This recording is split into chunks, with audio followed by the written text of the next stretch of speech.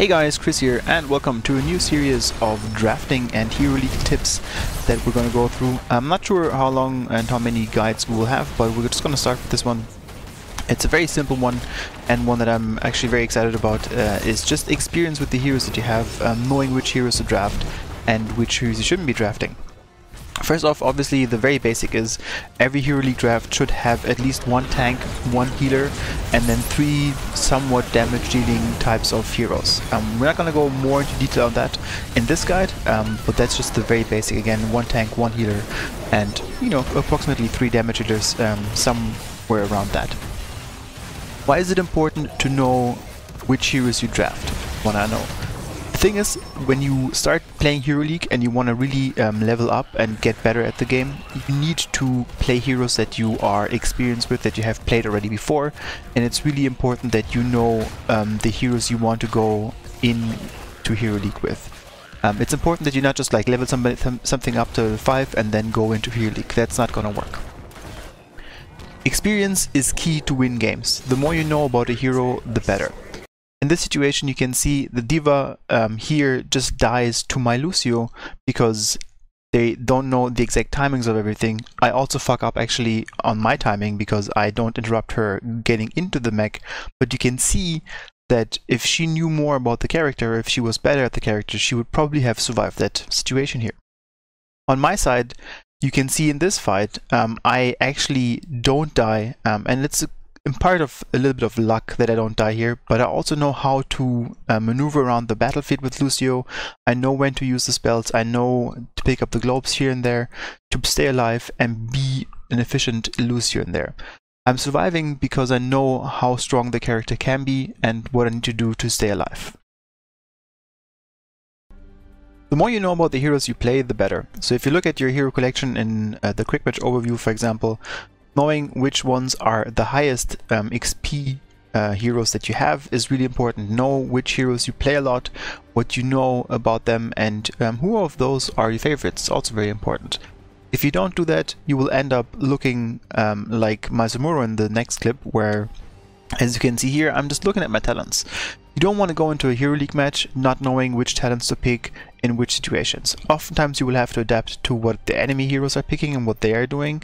But if you really have to look up a guide on the internet to see which talents you're going to pick, that's going to be very hindrance to you, because you can't really know what to do.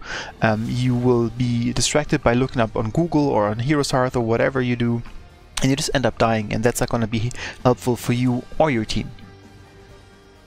So, how do you identify the heroes that you want to play? It's relatively simple. You will have played heroes that you like, you will have played heroes that you don't like. Generally speaking, it's more important that you like the hero that you want to play than it is if they're meta or not. We're going to talk about that in a second as well. Important is you need to fill all 3 roles. So you need to have at least a couple of tanks, a couple of supports, and a couple of damage dealers. As I said, there's nuances in damage dealers and what they look like, but generally speaking, if you have 3 or more of warriors, 3 or more of assassins, and 3 or more of the supports, you're gonna be fine. Sprinkle some specialists in for the assassin role. So if you look at the specialists, some of them will be doing just fine as assassins. Zagara, Nazeebo, and Sylvanas, for example, are pretty fine as damage dealers as well. Knowing these roles and knowing at least 3 or 4 heroes of each role in and out is really important. This will give you an advantage in Hero League because you will be able to fill certain roles and certain picks with heroes that you have been playing a lot. If you can't do that, you will struggle in Hero League from time to time. Most importantly, don't get overzealous with the heroes that you want to pick. If you can't pick a certain hero because it's banned or because somebody else don't want you to pick the hero, it's okay. Like, don't panic. You should have enough heroes that you can play in Hero League comfortably to have a selection of heroes that you can take out. If you want to know which heroes you're good at, you can also have a look at statistics. In-game statistics are very slim, let's say it like that. And you don't see that much stuff overall. Important is you have some filters here that you can select for every season, and you can also select the modes. So for example, for Hero League in Lifetime, you can see that I have a couple of heroes that I have 100% win rate with, but that's because I've only played one game with them. So generally speaking, I would always look for statistics like this, but with more games. So everything above 10, 15 games should be pretty much accurate, and you should see which heroes you can actually play a lot with in Hero League. You can also see not only highest win rate, but for example most wins, like which heroes give you the most wins in Hero League. But also most importantly, most deaths. And as you can see, Vala, for example, has the most wins for me, but also dies a lot. So that's something that you should just have a look at in your profile to learn which heroes you're comfortable with and which you are not really comfortable with. Talking about statistics and how good you are with heroes, it's also important to know that meta is something that people will consider heavily for their Hero League games. Meta basically means the heroes that are played oftentimes in competitive and are considered very strong in these situations. But that doesn't mean that you have to follow this situation as well. You have a look at here at Fnatic versus SPT, and they're playing, Fnatic is playing Brightwing, Falstad, Dehaka, Greymane, and Stitches. All of them are great meta heroes in some way or the other, but the way that they're playing it is not really what you're going to expect to see in Hero League. So if we start the video here, we're going to see ETC being gorged, Quacklex gusts people away, and then they use Emerald Wind to kill the ETC. That looks really cool here on the video, but that doesn't mean that by picking these heroes, this will exactly happen in your Hero League games. So you just have to be aware of that and not try to be super focused on meta heroes and what they do to your team composition, but focus on what you can actually play and which composition work with the heroes that you want to play. Going back to my stats, this is something that you can just have a look at once you've established your heroes that you want to play in Hero League. You will play a lot of quick match, and as I did my lifetime as well, I have more than 2,500 games in quick match. And you can see that in quick match, I also have a lot of heroes that have pretty high win rates. And from there on, you can basically say, okay, I want to play these heroes because they have had success in quick match. I want to go into Hero League with them. This is one way to look at the things. It also helps you understand which heroes you are playing well and which heroes you're not playing as well. Again, use the most wins, deaths, and kills and assists can also be very important. For example, assists, you can see for me, Tyrande, a hero that I don't have the highest win rate with ever, has pretty high assists, so maybe it's something that I should be looking into, where it's like, hey, assists are basically a sign of me helping my teammates, being aware and being in team fights, and she has a lot of assists while she doesn't have as many games. So learn from this, look at this, and have a look at the sets that you have in your profile. If you want to have more in-depth looks at different things, you can also go to hotstocks.com, which has been getting a little bit of a bad reputation because of the ads that are on the page. So you have to be a little bit careful when you're going to navigate over there. So for Hotstocks to be accurate, you have to upload your replays to the site. There's different ways to do that. I currently use the HOTS API uploader. I'm going to put a link into the description. This has the advantage that it uploads just all replays to a cloud source, basically, which everybody can use to create their own fan pages and use the replay data there. I just want to really talk about HOTS for only a second. Important thing is you can see a lot of the data that you already have in-game as well, win rates and everything, and it can only be as accurate as how many replays you upload. So if you don't upload as many replays as you have in-game or in the actual game, then the data will not be as correct. But more importantly, Hotstocks has what I think is really interesting, a basically match summary and a match, how do you want to call it? Match statistics, maybe? Yeah.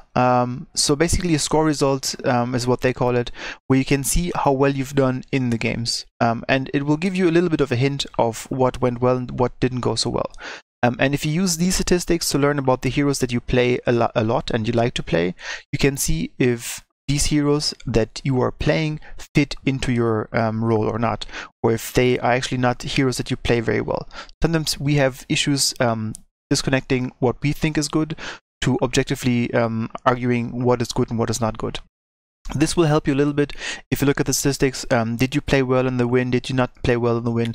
For example, on our win in Dragonshire here with Leoric, I'm the lowest in my team didn't do a lot in this game, even though I thought actually that I played very well. So using these tools can help you also distinguish between the heroes that you like to play and the heroes that you're actually good at playing.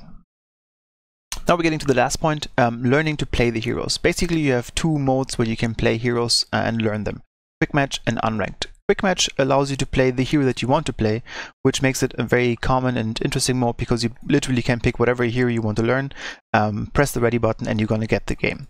The issue with this is you don't have the composition that you necessarily want, and also the enemy composition might be direct counter to the hero that you're playing, so it's difficult and hard to judge if it works or not. On unranked, you have just a draft, basically like Hero League, but without the point system behind it. No ranking or whatever, so you will learn to draft, which is really helpful, but it also has the disadvantage that you don't get the hero you want all the time. So for example, if you want to learn one specific hero, you might not get it. Good example here is Garrosh, who was banned for ages for the last couple of months. So if you wanted to learn Garrosh, you had to go into quick match.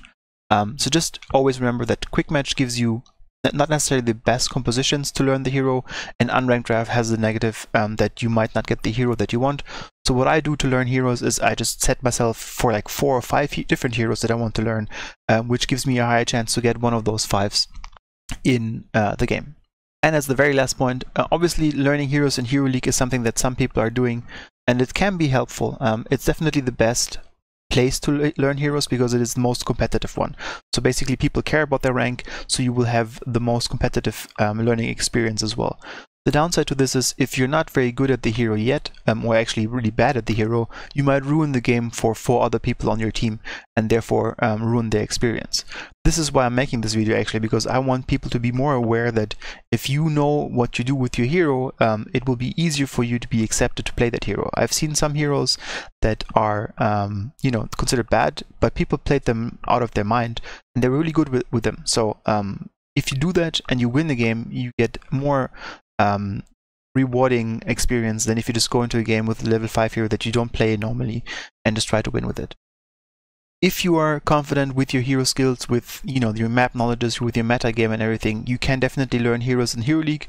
I would just always be careful and advise you to be also a little nice to not only play whatever you want, but also figure out what your team needs and what your Hero League experience needs in terms of balanced decision between I want to play my new level 5 hero versus the other guys want to maybe get their promotion. To conclude, losing in Hero League is never fun. Winning in Hero League is a lot of fun. If you have heroes that you can play better, if you have heroes that are higher level, try to use those heroes more in Hero League, utilize them more, have them be your favorite picks, have them the picks that you always can go and fall back to if something goes wrong in draft, so that you're prepared to win. If you have any other tips, put them in the comments. I would like to see what else you guys are seeing in your Hero League games, what helps you winning, and what makes you better. As said, this is the first part of a series. I want to see what we can do with a little bit more of explaining in drafting, like which drafts are good, which drafts are bad, and that's going to come up the next couple of weeks. I hope you enjoyed this video. If you did, just again leave me comments, leave me a like, and thanks for watching. As always, have a good one.